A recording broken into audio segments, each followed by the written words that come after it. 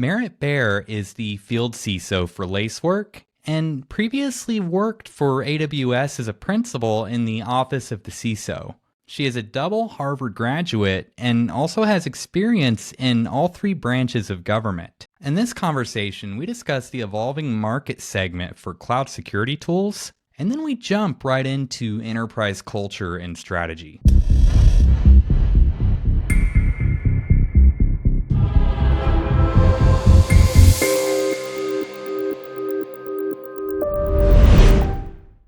How are you doing today?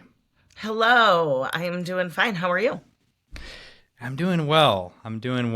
The birds are singing, the sun's out. The weather's actually been really good this week. So, getting out and getting some sunshine, it just kind of brings attitudes straight up, Right. Well, there you go. No, good attitudes are quite the way to walk into a security conversation. So you're down in Florida. Is it humid? I am. I'm in Miami, so I'm coming to you from Tequesta, Miccosukee, and Creekland, among others. It is nice today. I'm a morning walk person, so folks who happen to follow me on Twitter or whatever will get my sunrise photos. And you get a bunch of different ecosystems throughout any day in here in Florida. But yeah, it's good. Awesome. So do you want to give just kind of a brief sort of brief background of yourself, sort of your, how did you get to where you are today? Just brief, if you want. Yeah, of course. I work at a company called Lacework, and I am Field CISO there. So I talk to customer chief security officers and other CXOs. I came recently from AWS, Amazon Web Services, the cloud company, and I was in the office of the CISO there. So doing kind of deputy CISO work in a small elite team. I was there for over 5 years, and before that came from U.S. government. I've worked in all three branches doing security on behalf of the American people. Have a law degree by background, but I've never been anyone's lawyer, which is probably for the best. I have always been a security person, but in different organizations, you're seeing the landscape a little differently. But I think it's there's also a lot in common where folks are trying to make the world a little better. Awesome. So is it true that Mark Zuckerberg was in one of your undergrad classes? I don't think we had any classes together, but yeah, he was in my year in undergrad. And I think it's one of the things that, just made me really convinced that these issues are coming for us. I was put on, the predecessor to Facebook, and then the Facebook and Hot or Not. And, he had stolen images that the school had cobbled together for directory purposes, and then turned it obviously into these kind of gamifications and social networking sites. And so it was just one of those moments where you realize, without any inherent consent or, regulations or playbooks around it, that we were going to have to deal with this, and that there were going to be issues, and that, private companies and government and citizen consumers, we're going to have to iron some of these out. And of course, I think in the shadow of 9/11 and other considerations around national security considerations around privacy, and as we were getting increasingly intimate with, cell phones being not just something you would use to communicate, but something where you access the internet and store intimate parts of your data, and all those kinds of things were kind of coming to a head. So I was interested in security in part as a way of sort of defining the values we want to live by. And in part because it's always like the security person in the room who sort of like acts like they're smarter than other people, and you don't get it. And maybe if you did, then you wouldn't be taking that, and I wanted to be able to like debunk some of the carte blanche that security sometimes gets. We should still have these conversations. We should figure out what makes sense, and we should try to do the right thing. That's awesome. It's great to hear that having something real behind why you're doing what you're doing, because a lot of folks I talk to these days, they're looking for a career to get into, and they don't have that initial kick start, kind of like you're talking about, that interest that goes like beyond, okay, I need to make a career, I need to make some money. There's something real and tangible behind it, which seems to just get that wheel turning, faster and faster. So working in AWS is, everybody knows it's like building Legos. I love Legos. Everybody loves Legos. But you're in that AWS ecosystem. Many large companies today, though, they're multi-cloud. They've got multi-cloud to deal with, multi-cloud problems to solve. This is kind of like Lacework's story, right? Providing a single platform or interaction to handle what is like cloud security across clouds. It's one of them. Yeah. So yes and yes. I think the beauty of AWS and some of the other cloud providers too is that they have this kind of open world approach where you can, use lots of different building blocks. You can bring your own code. You can sort of go it as free form as you want. But at the same time, that means, meanwhile, of course, given the shared responsibility model where your cloud provider is doing the security of, the services they're offering you, but you still need to configure those. You still need to make decisions around whether you're going to have an internet-facing endpoint or whether you're going to allow permissions to stuff. And those decisions will be embedded as soon as you start building, right? So, given that landscape, it's true that I think folks, and it's one of the reasons that I came to Lacework is that often folks in my AWS role would be saying, I want you to build me a house. And we would say, you're at Home Depot, like there's lumber and there's nails and like there's everything here to build yourself a house. And they'd be like, yeah, but I don't know how to build houses. I'm over here, in whatever it is, the retail or the hospitality or the hospital business. And I'm getting, better at cloud IT, but I don't feel like I'm good enough. And I don't know that I'm getting the right signals, In cloud, you're getting everything as an API call. So you're getting tons of data points. These all go in AWS, your CloudTrail logs. You've got your Cloud Watch with CPU usage and other things. You've got plenty of data, but you have to know how to correlate that and contextualize it and what you should be caring about. And I think that's where, as you point out, Lacework is, trying to make folks' lives easier by allowing them to have alerting that's meaningful. So you can know that you should care about this vulnerability because it's running on one of your packages, or you should, see this escalation path because it's in your environment, not because it's this notional thing out there that is existing in the world, but because you've told us that it matters to you. So now you care about this alert. And ideally then, part of what my job is like, or at least what I've chosen to spend it on is helping folks get those muscle groups in place so that when they get those alerts that are hopefully meaningful, they can go take action on them. They can then, take that back to their infrastructure as code templates. They basically are able to refine and create this kind of virtuous flywheel where they get better at security over time. And I think that's the real promise of cloud is the idea that you don't have to do all the manual processes that security consisted of until recently. Right. Those are some good points there. Speaking of, you were kind of talking about getting the context of what you have deployed and everything, getting that visibility. I remember I'm going to bring up a few different categories here, like market categories. And I typically have always hated the idea of these categories, but I think they're necessary and I think they help. If you're an enterprise, you're big, you've got a big ship to move and you really have to strategize. You have to put these things into buckets. So I think it is helpful. But I remember when CSPM came out. It's not literal, not the, okay, yeah, go on.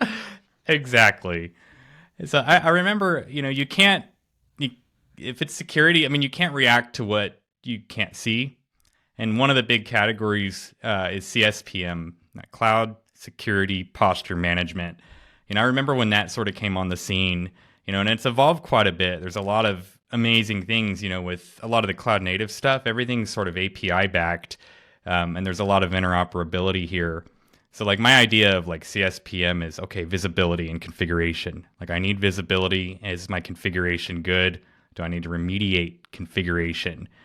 Am I looking at that correctly? And does Lacework does CSPM, right? Yeah, we do. And this certainly, I am not on a sales quota, and this does not need to be a Lacework ad, but yeah. So I think, as you point out, once you're building in cloud, you are less concerned with a lot of what was traditional security issues. So, like, you don't have the person whose job it is to go check and make sure your VMs are plugged in.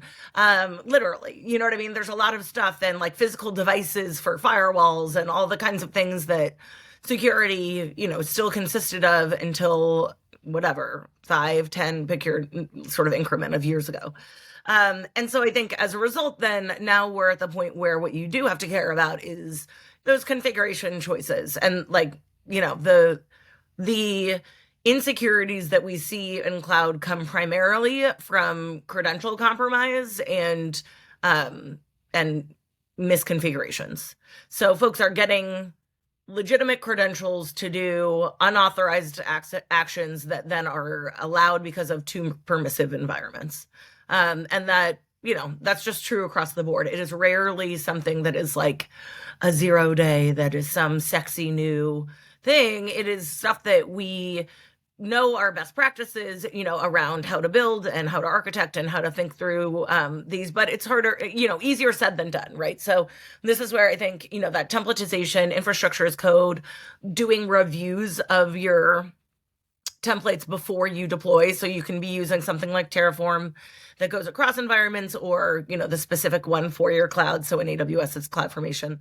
But being able to refine those kinds of decisions down to things that you can templatize and then therefore prune over time and recreate. So I think from that CSPM standpoint, yeah, part of it is correlating that data and being able to alert and alarm on it. But the other part is actually getting to the point where you're not taking actions or spinning up environments without having validated them first. And so it's doing that kind of like, the beauty of running infrastructure as code and being able to do security as code is that you can validate what you're doing. You can do it. So without sending a packet over the network, you can see what network reachability it would have. We have like an attack path mapping that will find escalation channels. So what would be really hard for any individual human to parse with like, resource policies and role policies and all the ways that cloud identity works, it would be hard for an individual human to look at some of these policies and know exactly where the permissiveness is over provisioned, but a computer can parse those. And so part of this, I think, goes hand in hand with that sort of capability to analyze and prune and kind of do that, whatever you want to think of it as. I think of it as like a journey of least privilege and of other goodnesses that we are looking for here, which is just to say that you're going to get better at it over time, and you kind of create those paved roads that your developers and other folks can know that they can spin up an environment, and you've kind of scripted some of those environments to take more secure attributes. Yeah, that's a good. Yeah, so like, I guess that's part of the shifting left process, like getting the, baking in your security patterns into the build pipeline. So is maybe a developer's going through and they're promoting their code up through different environments, like they don't, maybe like their PR gets blocked if this policy isn't adhered to or something. So it kind of trains developers in the right way to use the right security in the context of the enterprise you operate within. Yeah, I think ideally you, the security team, make it easy for folks to do the secure thing, right? And so part of that is letting them vend environments that you have scripted, and then so there's like that shift left, like you said, that's you've already embedded some decision making by the time that you spin up a cloud environment. You have to have permissions in there. You have to have users and roles and resources and policies. And you're making choices about whether this is going to touch the internet or not, whether it's going to, depending on the service that you use, how managed is it going to be? Do you have to care about patching? All these things which are inherently security decisions, not to mention like availability and failovers, which, you have to pay for, but are, to the extent that you consider availability, the A of that CIA triad with confidentiality, integrity, availability, what you invest in as redundancy and, warm backups and all of that. Those are security relevant decisions. So anyway, all of these get embedded. And then there's that shift right too. So I think we see increasingly an emphasis on, as we look at that posture management, on like continuous improvement after, even as and after we deploy. So, finding stuff that is either bumping against guardrails too often, that we should, the exceptions process shouldn't necessarily need to account for, and we can create a better template that allows for those actions, or to prune down, things that aren't being used, to be able to do architectural security, like ArchSec reviews with your AppSec reviews, so that you're looking at, as folks are increasingly building with these kind of modular building blocks of services that your cloud provider and or open source and other folks are handing you, that you're able to then build those with kind of a watchful eye and with an eye toward known good patterns in architectures. It looks different today to do security. And I think we should embrace that, but it's also, I understand that, it's a journey and folks work at it. And even those who are really sophisticated security teams, work at it over time. Good deal. Yeah, that makes a lot of sense. And CSPM, I mean, of course, if you're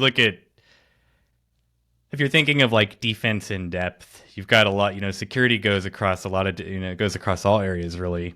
And, if you look at CSPM as sort of that misconfigurations, visibility play, it's not enough in the grand scheme of things.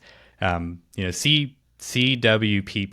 Cloud Workload Protection Platform, was a category that got introduced, that goes deeper. It's going to dig deeper into like data, like the actual data, the actual application, the process is at the workload level.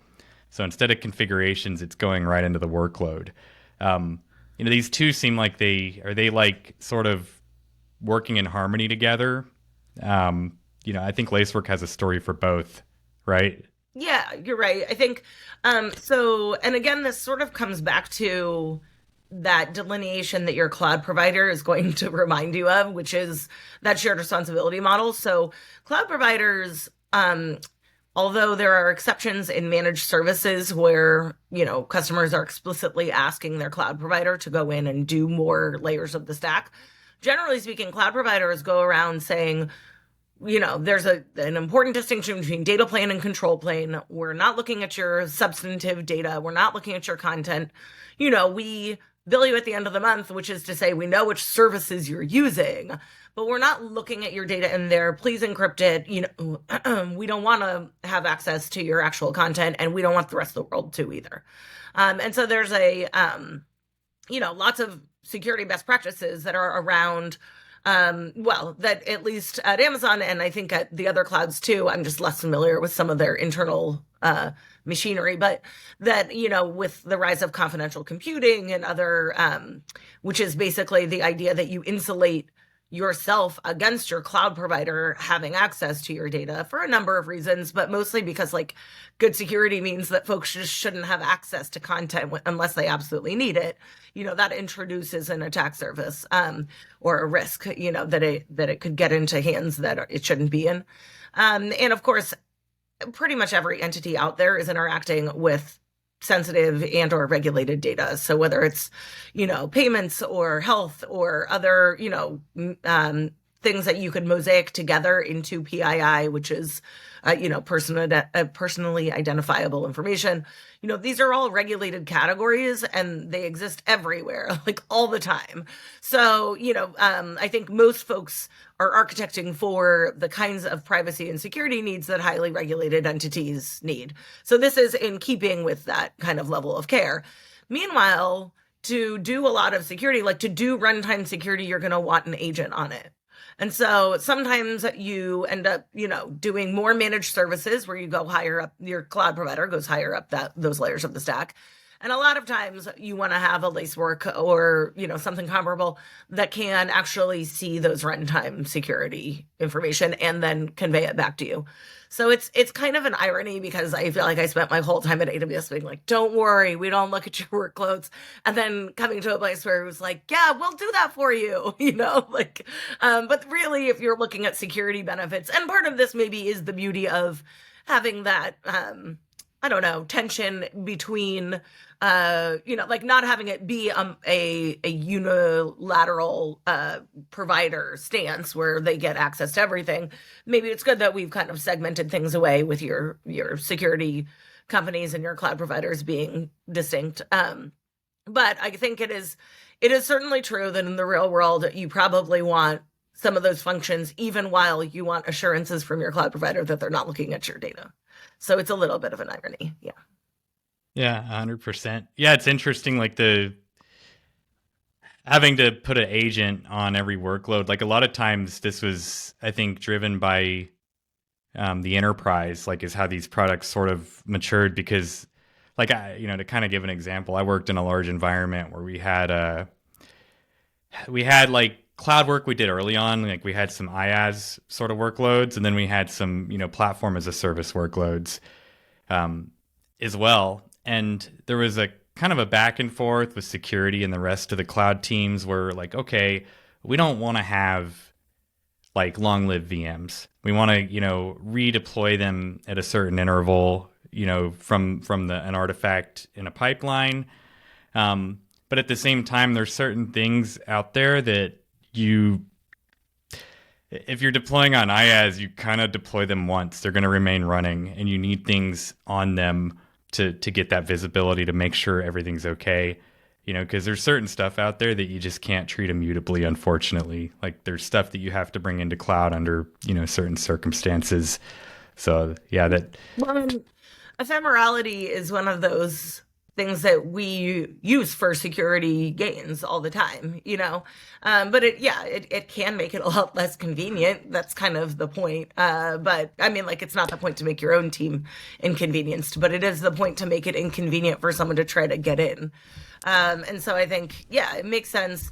We have agent-based and agentless, but you get a lot of goodness from putting an agent on.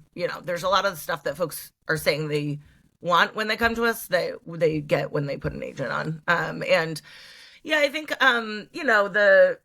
so it is certainly a universal truth now that, like, ephemeral creds are the way to go. You should not have any hard-coded static credentials. And yet they're all over. You know what I mean? And so I think you want to be working on a lot of this, and it's tough. And I get that. This is not like the city on the hill where I'm saying we've got it figured out and you are, wrong for struggling with it. Everyone works at it. Like I said, you kind of get better over time. And I think most places, including Lacework security team, works on some initiatives in sort of waves, is what they call them, where they say we're going to make sure that we get, these big rocks moved around, what we know we should be doing in our environment.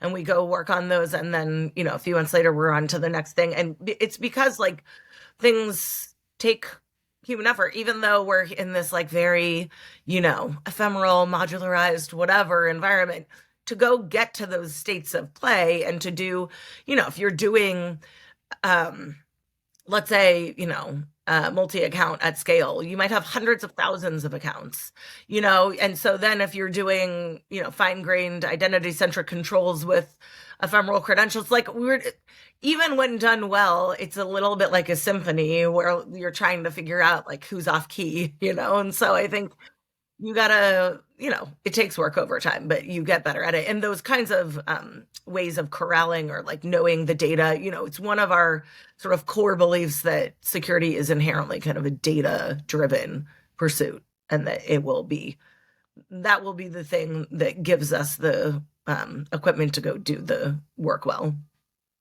Right, right. And so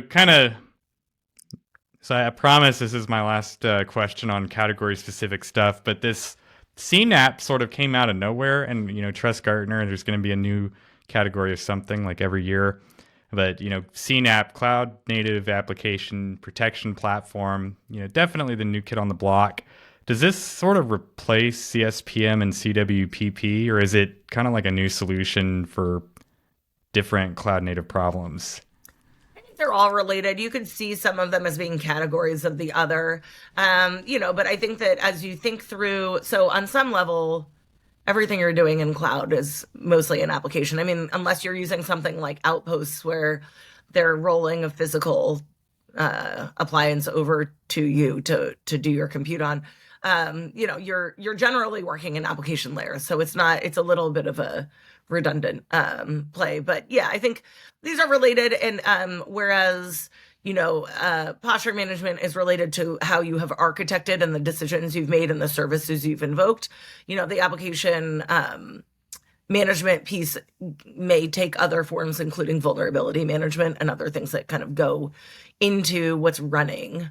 So I think, but there's lots of ways in which they are related, and or we could see them as kind of, overlapping Venn diagram-ish categories. I don't get too wrapped up in any Gartner-ish terms, because I think, well, it's handy sometimes to have acronyms because, we end up trying to speak each other's language, and those can be handy. It's not, any new buzzword is not going to like create a new category of stuff on Earth. It actually just is, only helpful if it's a useful framework so that people can understand what you're talking about. Yeah.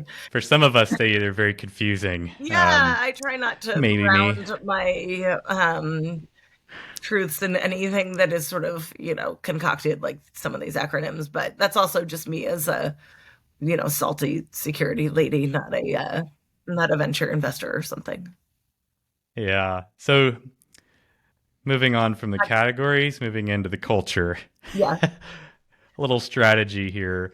So cloud, like at least in the early days, had some activity going down in the shadows, maybe some team Amex cards or something to spin some stuff up. And it seemed like changes, with cloud are obviously made. There's a lot more changes made. They're made a lot faster. But in the earlier days, like I don't think infrastructure and security teams were ready.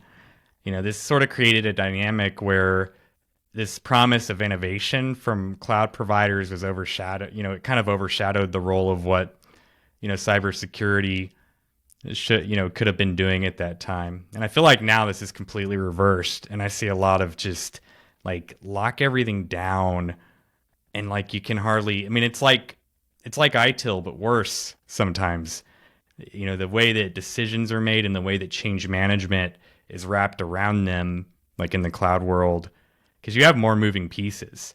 There's a lot more moving pieces. And even though like a percentage of them is automated, that doesn't help when you have like this change management overhead. What are your thoughts here? As you were talking, I was thinking this is probably particular to your experience too. That would be true for any individual, right?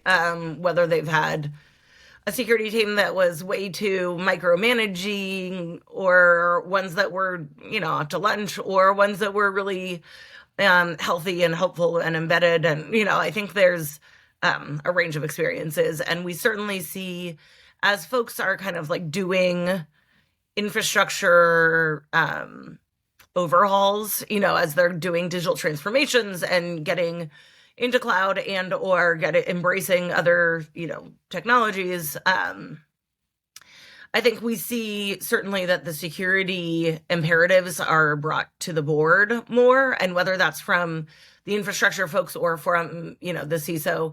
Not every organization even has a chief security officer or a chief information security officer, but their board is still going to have to report on it, and so I still see like the business itself having, accountability and sort of like having increasing appreciation for security as a bottom line driver, that like if we have a public breach, we're gonna pay, and that'll be in perhaps short-term fines and things, but it'll also be in long-term trust that we lose with our customers, with our vendors who do business with us, and so I think as folks, or at least I hope that as folks kind of recognize that they are looking at security, obviously the cliche is like not a cost center, but as a part of their business innovation strategy.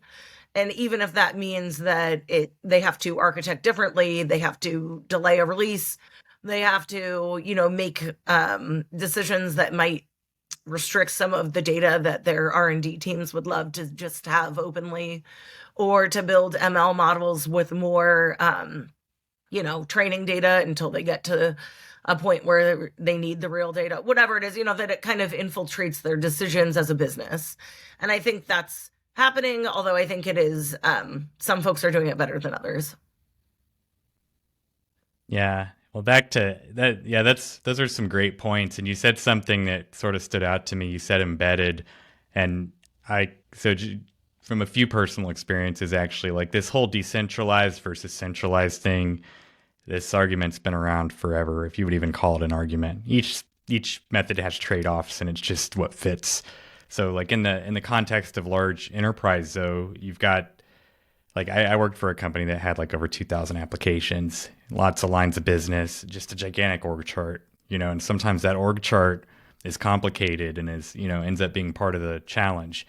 One of the things that I think was it was hard for us on the cloud and the cloud security side in these types of scenarios is getting security into the fray, because application DevOps, these things are trying to like move so fast, and sometimes getting things figured out with security isn't a fast thing. Like setting up HashiCorp Vault, this is not a fast. It's not an overnight activity. Getting everything right. Is what are your thoughts on like a centralized cloud center of excellence and having security be a big part of that? Or, one thing we did try, and we actually had a lot of success with this, is we had a network and a security engineer actually embedded with some of our bigger product teams full time. Like they would be in their sprints. They would like everything that these app teams would do. This security practitioner was actually dedicated to this product team.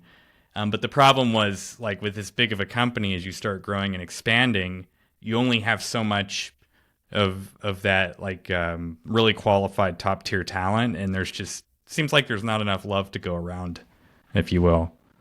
Yeah, no, I think that is exactly one of the practices that I've seen successful teams adopt, which is to embed a security engineer in dev teams. And it doesn't need to be a person with long tenure in the security space. It just, you train them and you also tell them you're united with being the security person on this, like being the person who sort of wears that hat.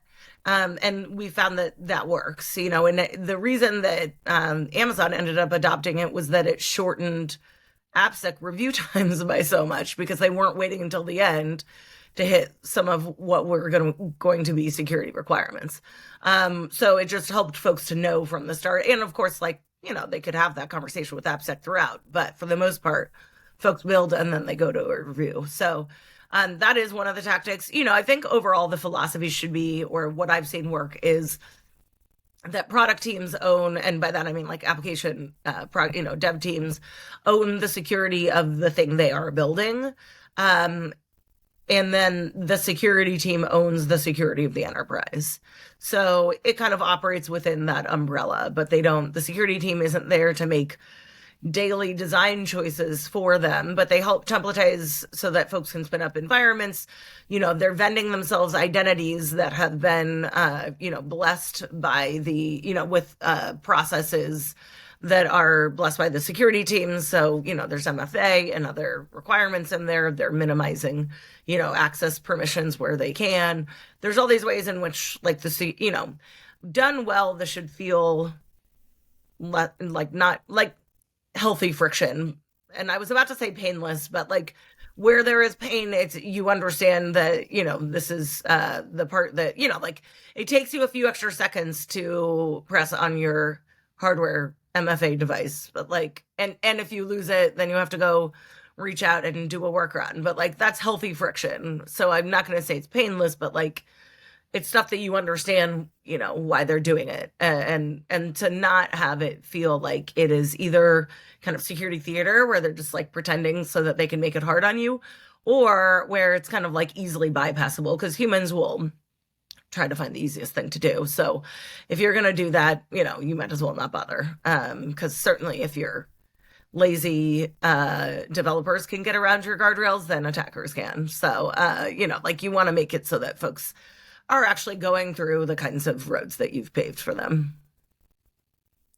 Yeah, great points. And like with that sort of like expanding on the embedded part a little further, one thing that uh, you know I realized in working with one of our, just kind of getting like integrated with our security teams. Like when I was in the enterprise, because a lot of times, like things historically with like network security infrastructure, they're it's siloed. It's the same old story. Like you're embedded in your silo pretty hard, and you have to knock those down to some degree. And I noticed when we started embedding different engineers in these teams, like we've been kind of talking about, one of the big benefits, um, and I don't know if this is something that you would strive for typically, was speaking the same language. So we got everybody on board with kind of using the same tool chain, version control, Git, CI/CD is like the new change management in a sense, Terraform or CloudFormation, whatever infrastructure tool you're using. And this was a major win, because if, security teams understand and deploy these patterns using the same tools and practices as all the cross-functional teams, like that's one less thing that we have kind of dividing us, instead of saying, hey, we're using this Cisco product or that Palo Alto product, and only they understand how to roll out changes with this. What are your thoughts on sort of like standardizing that tool chain? Yeah, definitely. I mean, I think the goal should always be to minimize like special snowflake environments and practices and like any exceptions process. Like we need to have that process, but the goal should be to have at least 80/20, where you're not constantly using an exceptions process. It'll just make you scale so much easier, and will keep your security engineers' hair from falling out. We joke that we like to hire lazy security engineers who want to codify away problems. They don't want to have to like manually solve for them time after time. So that means that, they're helping you create those repeatable good behaviors and environments and identity practices and all of that. I think at least within current best practices around agile development, being siloed isn't necessarily a bad thing. Like we let two pizza teams, as they call them at Amazon, like kind of go run and do their daily stand-ups and run hard against fast deliverables and then reassess if it's not the right thing, rather than building something really, fully baked over longer periods of time. So I think I say that's like what's good now, because that's the current sort of traits of successful dev teams and the security folks who support them. That's kind of like what we're embracing. And that could be folks building security tooling. It could be folks building whatever, the next hospital management software.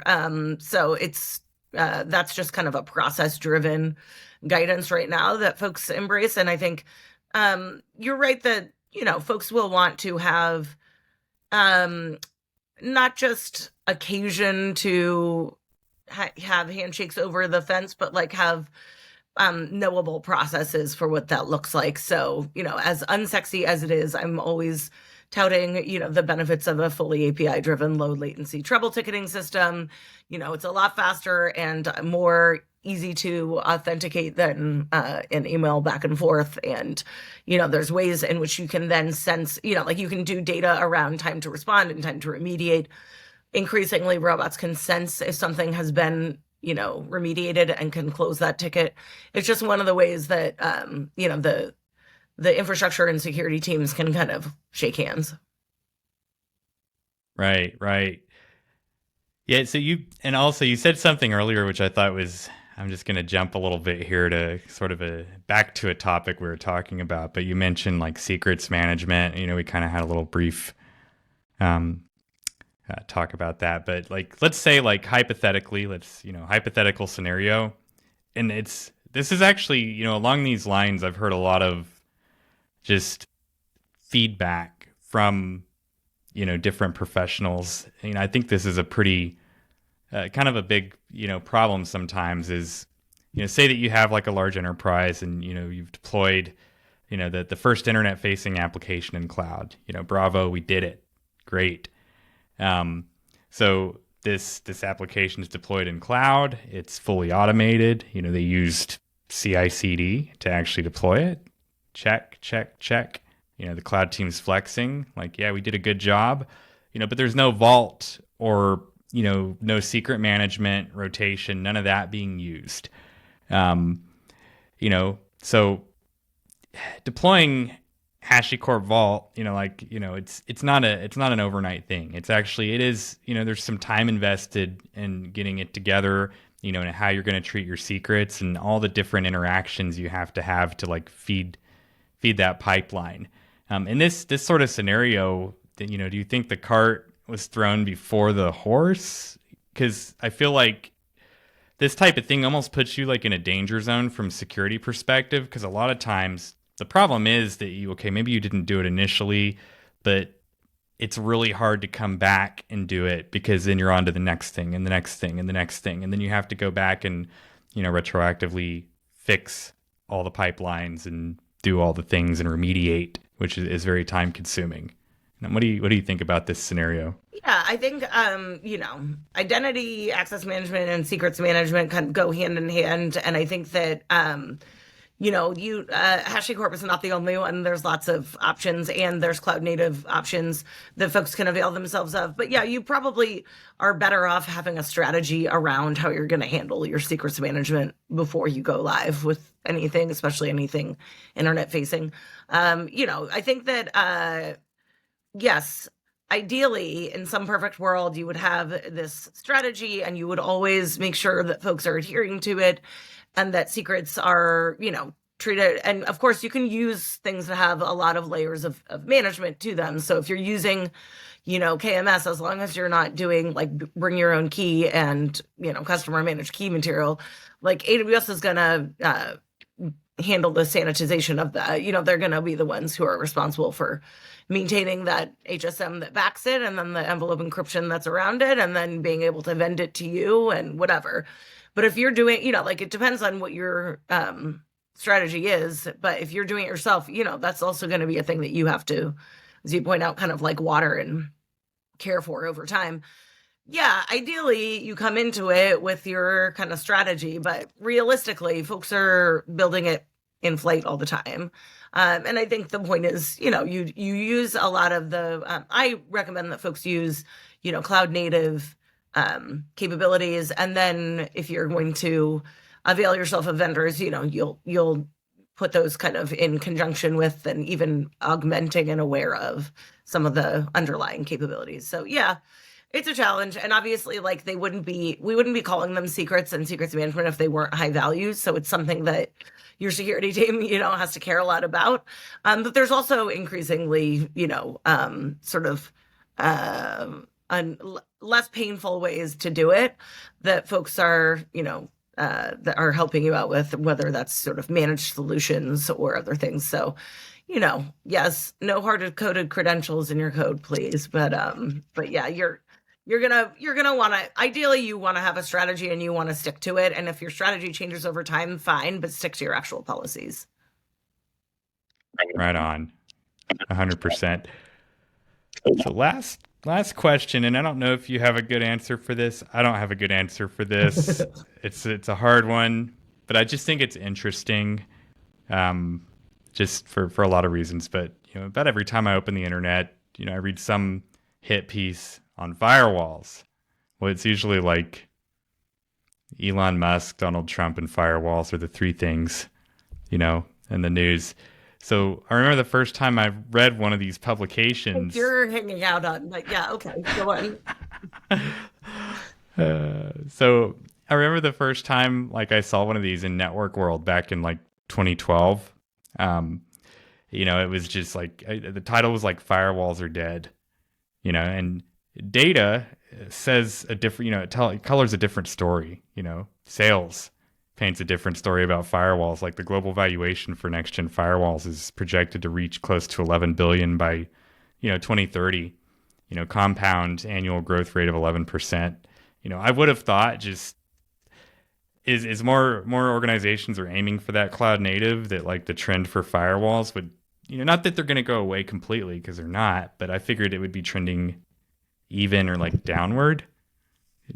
What do you make of this? Do you have any thoughts? The perimeter is dead. Long live the perimeter, right? I think this is why terms like zero trust came into the buzzword lexicon so strongly, because folks were trying to figure this out. But I think ideally, I think folks are still finding value in coupling more traditional perimeters, whether that's a VPN or a VPC, virtual private cloud, with fine-grained identity-centric ones. So, your policies, your permissions, and ideally, these are not just both being used, but are, augmenting and aware of one another. So you have VPC endpoint policies, or you have, things that are able to create fine-grained permissions that take advantage of minimizing that perimeter area itself.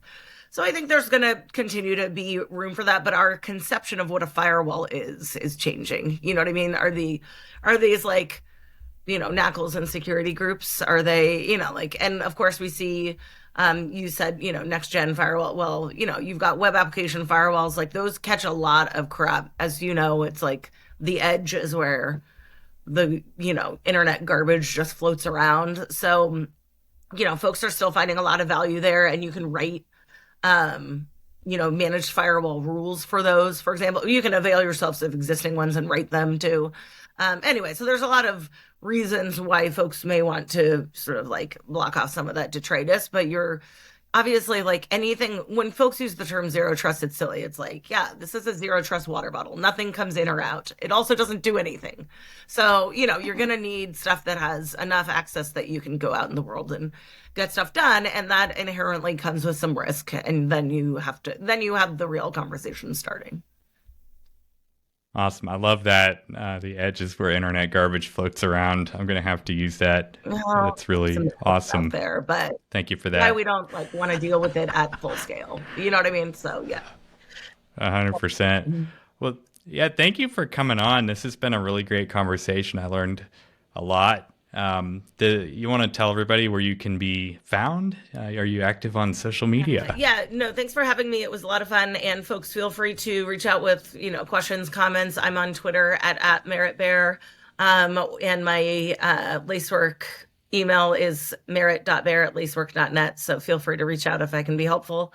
I enjoy talking to folks about young companies and learning about tech. So, feel free to give your opinions, and also, I'll buy you a coffee in whatever city, and I'll be around AWS reInvent and some of the other big ones. So look forward to engaging with folks.